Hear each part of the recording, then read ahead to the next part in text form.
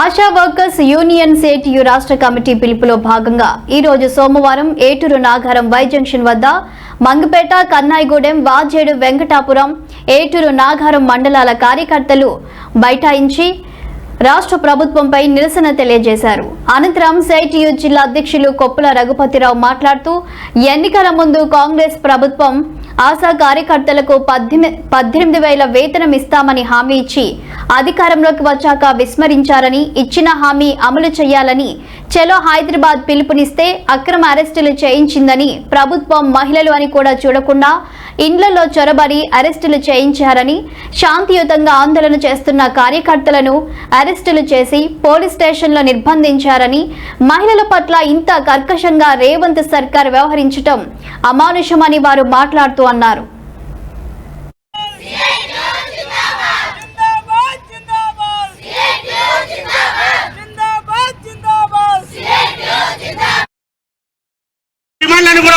మేము అధికారంలోకి వస్తే వెంటనే ఫస్ట్ ఫైల్ అదే పెడతాం, అమలు చేస్తామని చెప్పినటువంటి కాంగ్రెస్ ప్రభుత్వం ఈరోజు మన యొక్క శాంతియుతంగా మన యొక్క సమస్యల్ని ప్రభుత్వం దృష్టి తీసుకోవడం కోసం ఈరోజు అసెంబ్లీ సమావేశాల సందర్భంగా మా యొక్క సమస్యలను చర్చ తీసుకురావాలని మనం న్యాయంగా కోరికలు అడిగితే ఎక్కడికక్కడ నిర్బంధం చేసి హైదరాబాద్లో ఎక్కడైతే స్టేషన్లు ఉన్నాయో మొత్తం స్టేషన్లలో నిర్బంధం చేసి మహిళలను కూడా చూడలేదు. మంత్రి మహిళ కాదా? ఆనాడు 18,000 మీరు న్యాయమైన కోరికే అని చెప్పేటువంటి సీతక్క మన మంత్రి గారు మహిళ కాదా అని చెప్పేసి అడుగుతాను. ఈరోజు 12 గంటలు 8 గంటలు పనిచేయాల్సినటువంటి సమయంలో కూడా 18 గంటలు కొత్త పిల్లల్ని పచ్చి పిల్లలను సైతం వదిలిపెట్టి మనకు ప్రజా సేవ ముఖ్యం అని చెప్పేసి ఈరోజు మనం గిరిజనులు, దళితులు అనేక మంది ఉన్నాం మనం.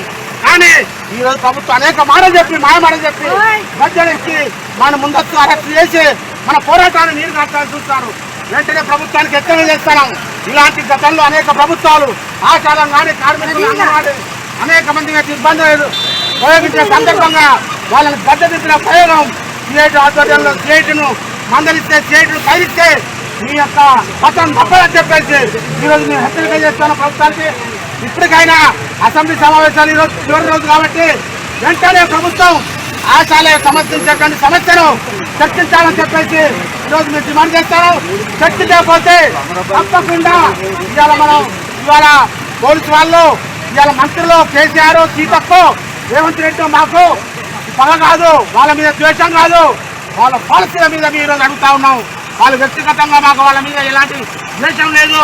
కానీ మాకేదైతే కనీస వేతనం అడిగినామో అది అమలు చేయాలి, మీరు అన్న మాటే కాబట్టి అని చెప్పి డిమాండ్ చేస్తున్నాం తప్ప వేరే కొంచెం అని చెప్తూ ఈ అవకాశం అందరికీ ధన్యవాదాలు తెలియజేస్తూ ముగిస్తాం.